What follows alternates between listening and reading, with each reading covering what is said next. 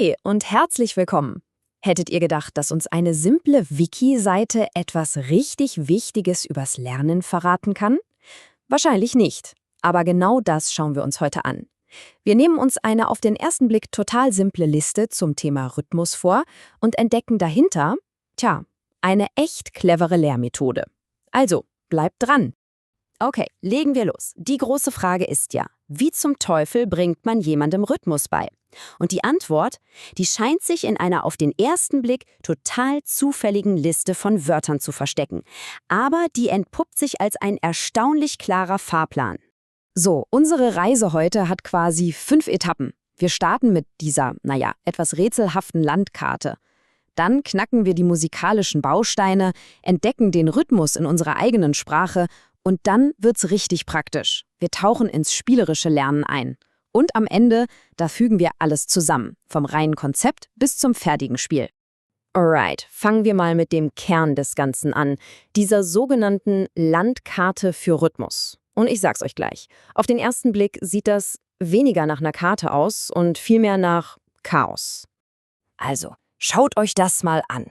Das wirkt doch erstmal wie ein wildes Durcheinander, oder?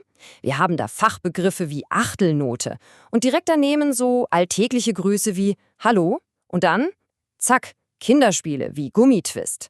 Man fragt sich doch, was soll das? Steckt da wirklich irgendeine Logik dahinter? Oh ja, die steckt da drin. Und um die zu finden, müssen wir eigentlich nur anfangen, ein bisschen aufzuräumen. Fangen wir mal mit den Begriffen an, die sozusagen das Fundament legen, die reinen Bausteine der Musik. Und da fällt uns auch sofort was ins Auge, die Rhythmuspyramide. Das ist im Grunde der Schlüssel zu allem.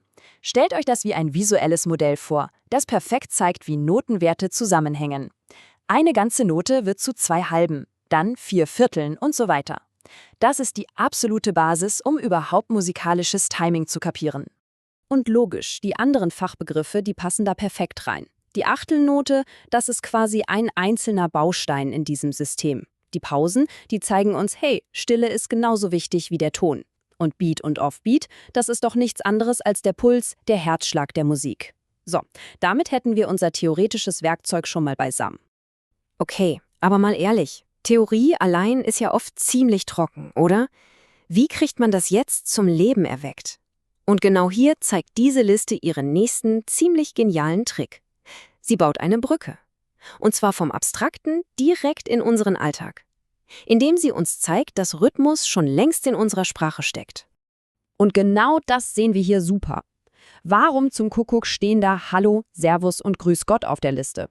Ganz einfach, weil sie alle diesen perfekten 2-Silben-Rhythmus haben. Ta, ta. Denk mal drüber nach. Ha-lo, Servus.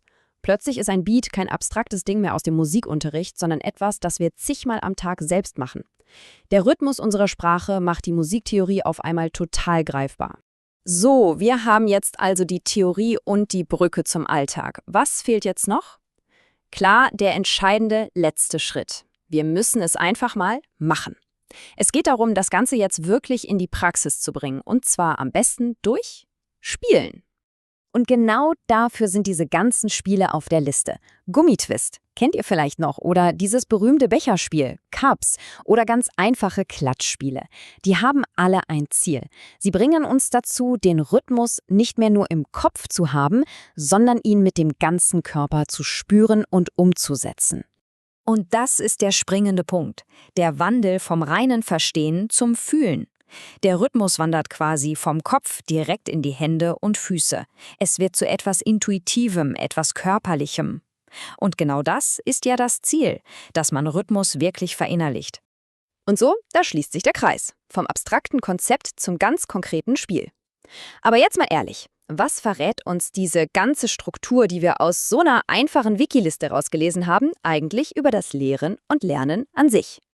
Naja, die wichtigste Erkenntnis ist dieser geniale Dreiklang. Fang mit der Theorie an, also dem Was, dann schlag eine Brücke zum Alltag, damit es relevant und verständlich wird, das Warum ist das für mich wichtig, und dann, zum Schluss, verankere das Ganze durch spielerische Anwendung im Körper, das Wie mache ich das? Das ist doch ein unglaublich starkes Modell, damit Wissen auch wirklich hängen bleibt. Und das bringt uns zu der allerletzten Frage, die wir uns alle mal stellen sollten. Was zeigt uns diese simple Struktur eigentlich über das Lernen selbst?